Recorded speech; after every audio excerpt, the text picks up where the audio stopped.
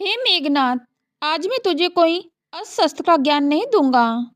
आज मैं तुझे वह बात समझाऊंगा जो धर्म के सूक्ष्म सूत्रों में छिपी है और जिसे समझे बिना मनुष्य जीवन में बार बार भ्रमित होता है।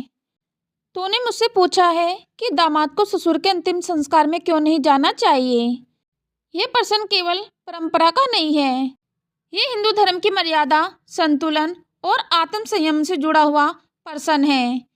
हे मेघनाथ, अंतिम संस्कार केवल शरीर के त्याग की प्रक्रिया नहीं होती, वह पितृजन, कुल परंपरा और आत्मा की यात्रा का अत्यंत संवेदनशील समय होता है। उस समय अग्नि के समीप वही खड़ा हो सकता है जो उस कुल के रक्त से संबंध हो, क्योंकि अग्नि केवल देह को नहीं जलाती, वह वंश की स्मृति, क्षणों और संस्कारों को भी मुक्त कराती है। दामाद उस कुल का सम्मान होता है, पर वह उस वंश का उत्तराधिकारी नहीं होता, उस पर उस कुल का पितृ क्षण नहीं होता। इसलिए धर्म उसे उस अग्नि के समीप जाने की अनुमति नहीं देता। हे मेघनाथ, यदि दामाद वहां जाता है तो वह अनजाने में ऐसे शोक को ग्रहण करता है जो उसके धर्म पथ का नहीं है।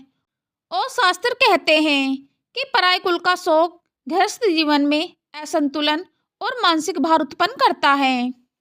धर्म मनुष्यों को भावनाओं से दूर नहीं करता, पर उन्हें मर्यादा में बांधता है।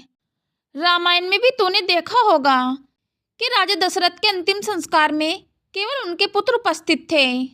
उनके दामाद, उनके संबंधी, उनके मित्र सबने दूर से श्रद्धा अर्पित की, पर अग्नि के समीप नहीं गए, क्योंकि धर्म कहता है कि शोक में भी समीप होना चाहिए।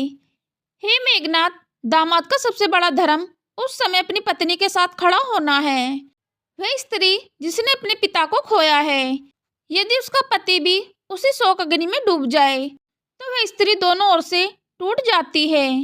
इसलिए धर्म कहता है कि दामाद का स्थान चिता के पास नहीं, बल्कि पत्नी के संभल के रूप में होता है। यह नियम किसी को छोटा करने के लिए नहीं, बल्कि संबंधों को संतुलित रखने के लिए बनाया गया है।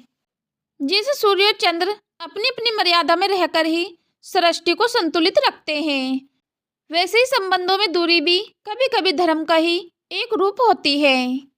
हे मेघनाथ, याद रख, जहाँ जाना चाहिए वहाँ जाना धर्म है, और जहाँ नहीं जाना चाहिए वहाँ न जाना ही उतना ही बड़ा धर्म है। जो इस सत्य को समझ लेता है वह केवल वीर नहीं रहता, वह धर्म यज्ञ बन जाता है। युद्ध तो कई जीत लेते हैं, पर मर्यादा को जीत लेना सबसे बड़ी विजय होती है। यही मेरा उपदेश है।